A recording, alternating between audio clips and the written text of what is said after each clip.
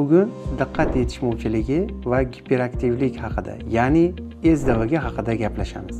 SDVG kelib chiqishi sabablari turli-tuman bo'lib, bulardan eng ko'p uchraydigani onaning homiladorlik davrini yomon o'tkazishi, ya'ni turli xil infeksion kasalliklar bilan kasallanishi, o'tkazilgan stresslar, psixologik travmalar natijasida kelib chiqishi mumkin. Ushbu kasallik bilan bolalarda uchraydigan asosiy belgilar diqqat yetishmasligi va harakatlarining, ya'ni maqsadsiz harakatlarining ko'pligi bilan ajralib turadi. Bu ayniqsa maktab yoshiga yetgan bolalarda ko'zga tashlanadi. Ya'ni darslar boshlanib, bir joyda o'tirishlari, darslarga diqqatini jalb qilishlari kerak bo'lganida, bunday bolalarda muammolar yuzaga keladi. Agar sizning farzandingizda shu kabi belgilar kuzatilayotgan bo'lsa, bizga murojaat qilishingiz mumkin.